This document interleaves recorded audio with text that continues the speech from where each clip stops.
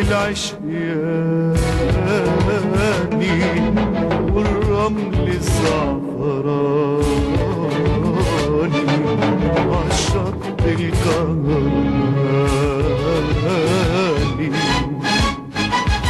اسكندرية داني من العشياني والرمل الزعفراني عالشط الكهرباني.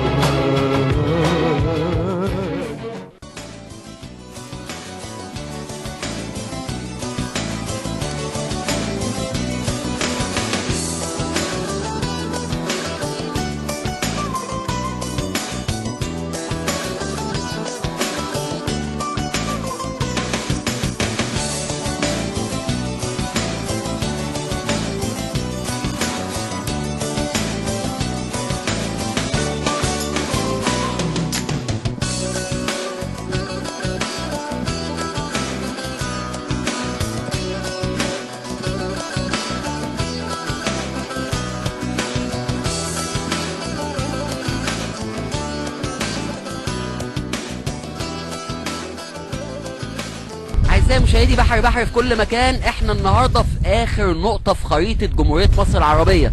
احنا النهارده عند مصب نهر النيل فرع رشيد. هنا المكان اللي بيلتقي فيه النيل مع البحر. بسم الله الرحمن الرحيم. مرج البحرين يلتقيان بينهما برزخ لا يبغيان، فبأي آلاء ربكما تكذبان. بالصدفة عند اللسان اتقابلنا مع الأستاذة الدكتورة سحر فهمي، رئيس قسم ديناميكا التجمعات السمكية بالمعهد القومي لعلوم البحار والمصايد. اهلا بيك يا دكتور. اكيد جايه في شغل. طبعا. تعملي ايه؟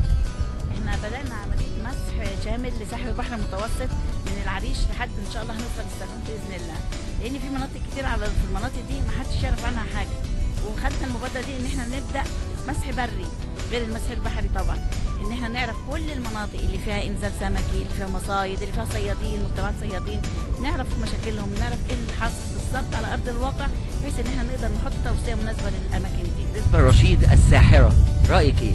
والله انا يعني بقول ان انا اول مرة ادخل رشيد، للامانة انا فوجئت او ذهلت من المنظر اللي انا شايفاه في رشيد.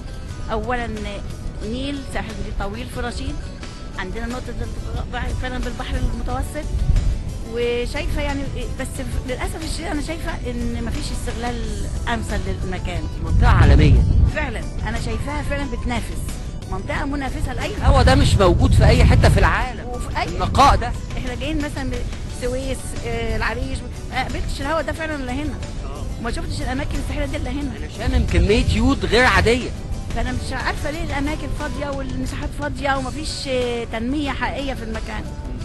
ان شاء الله في المستقبل بتتمني ايه للمكان ده؟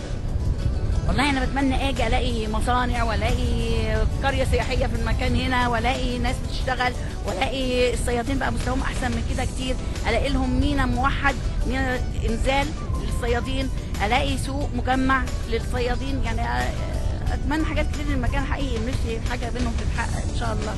المكان ده حقيقي انبهرت بيه، وانا كمان والله فعلا احنا دخلت، انا صممت اوصل للالتقاء البحر احنا جينا للسوق وجينا عند الافواج السمكيه وخدنا عينات والكلام ده كله، لكن انا صممت ان انا اجي اشوف فعلا التقاء النقطه دي واشوف المكان شكله ايه، لكن فعلا فوجئت يعني مكان ساحر ومفيش تنميه.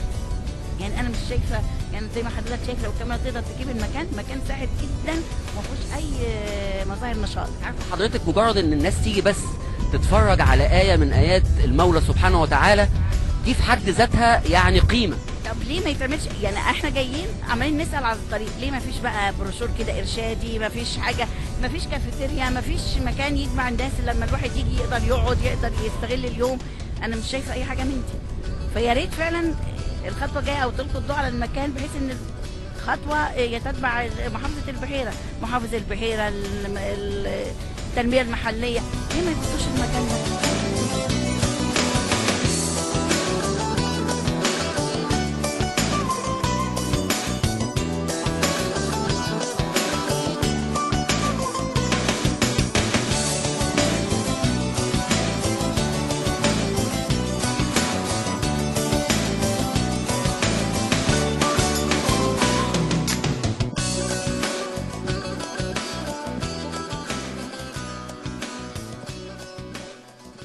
السمكيه هنا ومستقبلها ايه؟ والله الثروه السمكيه انا هكلمك عن الثروه السمكيه في مصر كلها. يعني احنا فعلا بنعاني من المصايد الطبيعيه في حاله تدهور شامل وتام في السنوات الاخيره.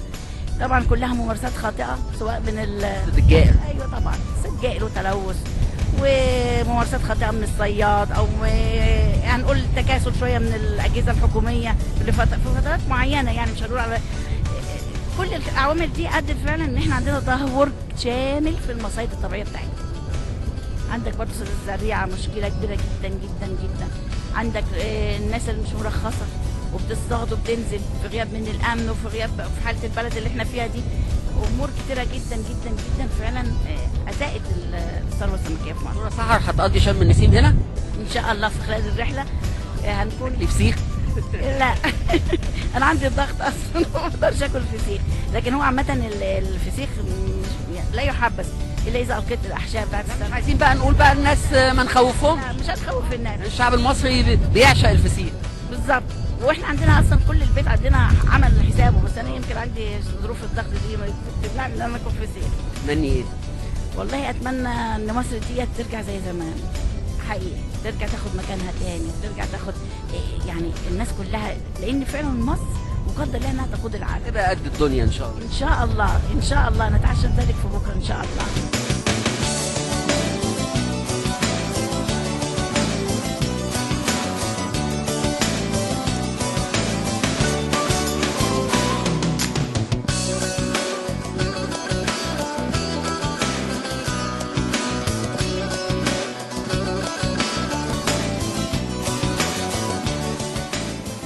أعزائي المشاهدين، زي ما بنقول رشيد بلد التاريخ. هنتعرف على التاريخ من خلال الأستاذ حسن غنيم، مدير متحف رشيد القومي. أهلا بحضرتك معانا. اهلا يا فندم، اهلا وسهلا. شرف. نتكلم طبعا عن تاريخ رشيد من خلال المتحف هنا. طبعا رشيد يعتبر مدينه ذات تاريخ، عاصرت طبعا العصور الرومانيه وفيها اثار الفرعونيه، وطبعا اهم طبعا حقبه مرت على رشيد هي الاثار العثمانيه او التركيه، العصر التركي. طبعا رشيد تعتبر ثاني مدينه بعد القاهره من ناحيه الاثار الاسلاميه. طبعا بتشمل العديد من الاثار الموجوده في رشيد، مثلا زي بتشمل 22 منزل اثري، 22 مسجد اثري و12 مسجد، 22 منزل اثري و12 مسجد، وحمام عزوز وقلعه قايتباي. وطبعا بتشمل برضه طبعا اهم منازل رشيد هو منزل عرب اللي هو كيرلي اللي هو في المتحف، اللي هو في المتحف حاليا. طبعا المتحف ده يعتبر يعني المتحف الوحيد او المبنى الوحيد اللي في مصر بيطل على 4 شوارع زي ما انت شايف كده حضرتك. في منازل تانية تقريبا التوقيتلي والمناديلي والقمصي. معظم منازل رشيد بترجع طبعا هي نفس التصميم ونفس بترجع كلها للعصور العثمانيه والفتره الحقبه العثمانيه. في معموله من طوب اسمه الطوب المنجور. هو الطوب الاحمر الرشيدي او الطوب المنجور. طبعا هو بيبقى فيه كحله، الكحله عباره عن اللي هو الاحمر والاسود. طبعا زي ما انت شايف بتميز المنزل من الخارج. وطبعا في طبعا كمان زي ما انت شايف المنزل عباره يعني فيه مصبات حديديه، الشبابيك وبالذات مصبات حديديه من الخارج للحمايه. طبعا في مشربيات، طبعا في مشربيات في الدور الاخير اللي هو بيسموه الحرملك. وطبعا هو بيتكون من 3 ادوار زي ما انت شايف المتحف. شانه زي شان منازل رشيد كلها بتتكون من 3 ادوار او 4 ادوار. الدور الارضي طبعا كان مخصص لصاحب المنزل للخزين واسطبل صاحب الخيل صاحب المنزل. كان احد امراء المماليك. طبعا يعني يعتبر كبار التجار. هو طبعا كان محافظ رشيد، المنزل عرب كيلي ده كان محافظ رشيد في القرن ال 18. طبعا هو اختير ليكون متحف رشيد ومحافظه البحيره بالكامل، لان هو طبعا المتحف عباره عن يعني اهم المنازل، وموقعه كمان الموقع بتاعه المتميز تم اختياره ليقع عليه الاختيار ليكون متحف رشيد. بالنسبه بقى لحجر رشيد، طبعا حجر رشيد من اهم القطع الاثريه مش في رشيد بس، دي في مصر كلها، لان طبعا انت عارف حضرتك ان هو المفتاح السحري لفك الكتابه او الهيروغليفيه المصريه. وطبعا هو طبعا للاسف عندنا الحجر مش الاصلي، هو نسخه او ماكيت موجود في لندن في المتحف الملكي، المتحف البريطاني في لندن. طبعا النسخه الاصليه طبعا من هناك، لكن طبعا هم بعتوا لنا النسخه الموجوده ديت ماكيت بمناسبه افتتاح متحف رشيد. كان ضابط فرنسي لقاه بالصدفه اسمه بوشار. الاحتلال طبعا سنة 1798 و99 لأن الحملة الفرنسية مشيت 1801. بعد كده طبعا زي ما حضرتك عارف ان الحجر ده كان عبارة عن تهنئة للملك بطليموس الخامس، الكهنة بيهنوه لعيد توليه عرش مصر. وهو مكتوب ب3 أنواع من الكتابات: الكتابة الهيروغليفية والكتابة الديموسيقية والكتابة اليونانية القديمة. طبعا العالم الفرنسي اللي هو شامبليون توصل لفك شفرة الكتابة المصرية القديمة. بعد كده عرفنا ازاي ان المصريين بنوا المعابد الاقصر واسوان والمدن حتى اللي كانت مدن المدينه العماليه اللي كانت حوالين الهرم الاكبر او الاهرامات في الجيزه وكده. طب عرفنا ازاي ان الملوك العظام سجن البرديات. طبعا كل ده بسبب الحجر ده اللي اتوجد، لان طبعا حجر عرفنا ازاي الكتابه كانت ازاي، وعرفنا اسامي الملوك وكان بيتحط داخل خط ملكي الى اخره. الانتعاش كانت في العهد العثماني. بالنسبه لمدينه رشيد كانت تعتبر مدينه رشيد هي يعني قبل مدينه اسكندريه كانت الميناء الاول في مصر. طبعا بعد كده طبعا نتيجه الاسم كانت في العهد الفرعوني كان اسمها رخيت او رشيد. رخيت. وبعد كده بدات في اليونان والرومان اتحولت لرشد، وبعد كده طبعا اتحولت لرشيد بعد كده في العود معروفه باسم روزيتا بالنسبه للخارج، الزهره بالنسبه للرشيد بالنسبه للخارج يعني. لكن طبعا هي مدينه رشيد تعتبر مدينه يعني تعتبر من بعد القاهره من ناحيه الاثار الاسلاميه. في مشروع ان هي هتبقى متحف مفتوح. كان في مشروع انها تبقى متحف، المدينه كلها متحف مفتوح، متحف عالمي مفتوح للاثار الاسلاميه. طبعا ده طبعا بياخد وقت لسه، لان طبعا المدينه لسه عايزه اهتمام اكبر من كده بكتير. اما بالنسبه للدور الثاني في المتحف او الدور الاول العلوي، طبعا كان فيه طبعا مجموعه العملات، ومجموعه طبعا كان فيه برضو مجموعه سجاد واواني كنب وكراسي. وطبعا كان الدور الاول العلوي ده كان بيسموه السلاملك. السلاملك كان اللي هو صاحب المنزل نفسه، كان بيستقبل فيه كبار التجار كبار الحرفيين. اما الدور الثاني ده الحرملك اللي هو خاص بحريم صاحب المنزل. اما الدور الاخير بقى ده كان بيستعمل كمقر صيفي لصاحب المنزل نفسه. يا ساري عسكر يا نابليون، ولا 1000 عسكر ولا مليون. يا ساري عسكر يا نابليون، ولا 1000 عسكر ولا مليون. فمصر لم تخضع لغزاة ولم تذل لغير الله مهما توالى المحتلون. يا ساري عسكر يا نابليون، شكرا لمن فك رموزي مع انهم نهبوا كنوزي. يا وصف مصر اكتب وارسم نهب الفرنجي الاراجوزي بالنهر والكونكور وبلون. يا ساري عسكر يا نابليون، ولا 1000 عسكر ولا مليون. يا ساري عسكر يا نابليون، ولا 1000 عسكر ولا مليون. فمصر لم تخضع لغزاة ولم تذل لغير الله مهما توالى المحتلون. يا ساري عسكر يا نابليون.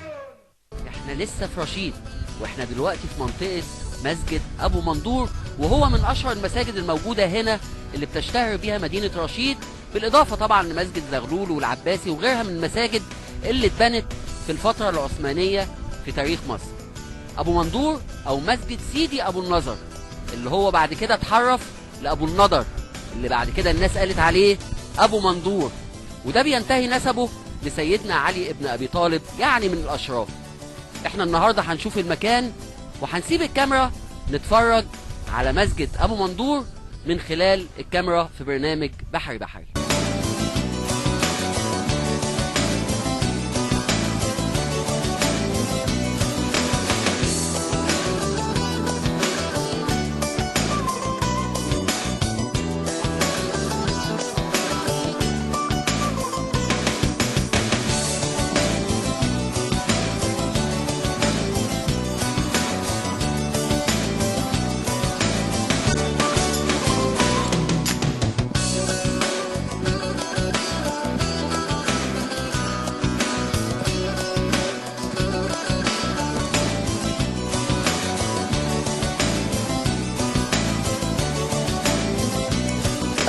تكلمني عن المسجد هنا والزوار اللي بيجوا فيه. الزوار بيجوا عرض مستمر، هو يوم الجمعه بيبقى احسن يوم عندنا اللي هو يوم الجمعه، والزوار يعني من جميع البلاد بيجي للمسجد دي، تبركوا بيه؟ يجي يتباركوا بالمسجد عشان محمد ابو منظور. شوف من الاولياء الله الصالحين، بيقولوا ان هو بينتهي نسبه لسيدنا علي بن ابي طالب. سيدنا علي ابو طالب وهو قريب للنبي عليه الصلاه والسلام من الوصيه بتاعته. الصلاه والسلام. وهو يعني المسجد ده من جميع الجهات بيجي له المساجد. مسجد قديم. مسجد قديم أسد. من القرن ال16 تقريبا. من مسجد قديم من زمان يعني. مسجد صلاه يعني كل الناس بتجي له وكل الناس بترحب بيه، وكل الناس بيجي مثلا زي ما كنت شايفها المسجد يعني الناس كلها بتجي له. في رحلات مدارس بتيجي هنا؟ في رحلات مدارس وكل جميع الجهات بتجي له من المكان ده.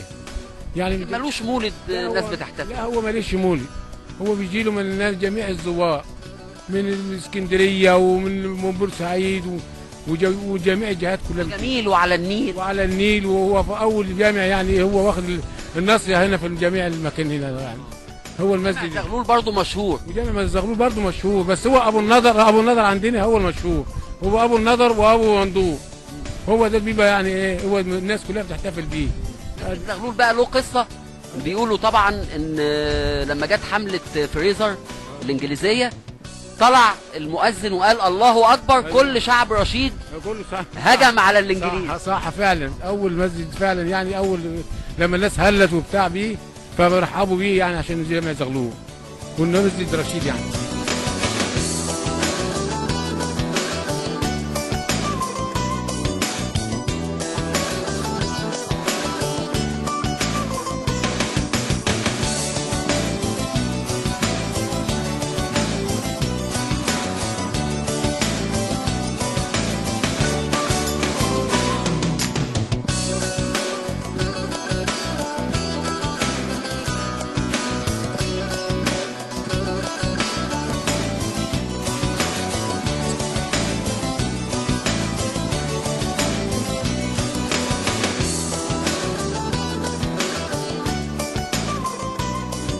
اعزائي مشاهدي بحري، حلقه النهارده كان وراها مجهود كبير قوي من فريق العمل اللي موجودين خلف الكاميرا، وكمان مجهود من زميلنا وصديقنا العزيز كارم ابراهيم هلش، وهو من اهالي رشيد. النهارده لعب دور المرشد السياحي، هيكلمنا عن اهم العائلات الموجوده في رشيد. كارم، تكلمني عن العائلات العريقه اللي موجوده هنا في رشيد واشهرها. عائلات عجلان، عائلات الكلة، عائلات بكر، عائلات محارم، عائلات عيسى، عائلات عجلان، السيسي، عائلات طبيخة، دول يعتبروا من أقدم كهية، دول تعتبروا من أقدم العائلات الموجودة هنا في رشيد. البواب موجودة برضه؟ بس نادر قوي، موجودة حاليا. عارفين الشيخ محمد البواب اللي هو أبو زبيدة اللي جوزها الجنرال مينو اللي هو القائد الثالث للحملة الفرنسية، وكتبها طبعا الكاتب والشاعر الكبير قوي ابن رشيد علي الجارم في قصة كلنا قريناها اسمها غادة رشيد. تمام. علي الجارم دوت برضه يعتبر من اقدم الناس الموجوده اللي اتسمت اسمها على رشيد، ليه كذا حاجه موجوده مسميه على اسمه زي مدرسه علي الجارم، ليه كذا حاجه، يعتبروا من اقدم العائلات برضه، عائلات الجارم، عائلات السنانكلي، عائلات كتير، وتعتبر من يعني تعتبر كلها ناس عمليين وناس ناجحين في عملها جدا وناس مشهوره جدا. السلانكلي بقى له قصه، كان علي بيه السلانكلي اللي هو كان محافظ رشيد ايام حمله فريزر سنه 1807، ده لعب دور مهم جدا في القضاء على الحمله الانجليزيه. نتكلم عن الحته دي لان ستات رشيد الجدعان كانوا بيغلوا الزيت ويستنوا العساكر الانجليز وهم ماشيين ويطلقوا عليهم الزيت. تمام. طبعا الناس القديمه بتاعت رشيد ديت قامت بدور كبير جدا في هذه الحمله، وقضوا على اغلب الناس اللي كانت موجوده من حمله فريزر اللي هي الحمله الانجليزيه. وطبعا علي بيه السلانكلي دوت يعتبر كان هو المحافظ بتاع رشيد، ولعب دور كبير جدا، يعتبر راجل دوت عاملين له كذا حاجه في المتحف بتاع رشيد. لكن احفاده موجودين؟ في عائلاته موجود، في عائلات السلانكلي تعتبر من اعرق العائلات الموجوده في رشيد لحد الوقت اللي احنا فيه ده، وموجودين وفيهم ناس كتير يعني. في بيوت هنا مشهوره طبعا، بيوت اثريه كتير، بيت القمصيالي، بيوت كتير. الحلزوني اللي هو البواب. اللي هو البواب، بيوت كتير جدا، وناس كتير بتيجي من جميع انحاء الدنيا عشان تيجي تتفرج على الاثارات اللي هنا في رشيد، وتيجي تتفرج على البيوت. متحف في بيت عرب كلي. والمتحف في بيت عرب كلي، المتحف اللي هو اللي فيه حجر رشيد، اللي فيه نموذج من حجر رشيد، وفي برضو علي بيه السنكلي دوت وشخصيات كتير من اللي هي الناس القديمه اللي كانت موجوده. رشيد طيبين جدا ومضيافين وودودين، ويعني ناس بيستقبلوك كده بمنتهى التلقائيه والحب. ربنا يخليك يا باشا. هي الناس تعتبر ناس بسيطه، وناس بسيطه جدا، ما بيتعالوش على الناس، ناس بسيطه عندهم حته الواجب وحته الضيافه، دي حاجه اساسيه. وفيها ناس كتير كويسه، وفيها ناس كتير غلبانه برضو، وناس على قد حالها، بس بلدنا جميله، بس عايزه اللي يهتم بيها. أعزائي المشاهدين، لسه بنكمل لقاءاتنا اللي احنا طايرين فيها. مش هتلاقوا الهوا ده في أي حتة تانية في جمهورية مصر العربية غير هنا في رشيد. هتشموا اليود اللي على أصله. بنتكتك ومعانا أصغر ضيف النهاردة في الحلقة. معانا زياد محمد شتا، وأكيد اسمه هو اللي مخلينا متكتكين دلوقتي. ازيك يا زياد؟ الحمد لله كويس. انت طبعا من أهالي رشيد هنا. طبعا. عندك كام سنة؟ أنا عندي 11 سنة. 11 سنة. في سنة كام؟ سنة 5. سنة 5. تحب رشيد؟ أحبها. أحلى حاجة فيها إيه؟ هي جوها وأمجادها، ويعني كويسة حلوة. تاكل سمك؟ بحب السمك. طبعا بتعشق السمك. أحلى سمك بتحبه إيه؟ الشقيق والبولتي، وساعات بحب الجمبري، وبس كده. السمك على طول عندكم في البيت؟ لا مش على طول، بس احنا بنحبوه يعني. سردين؟ لا السردين مش بحبه.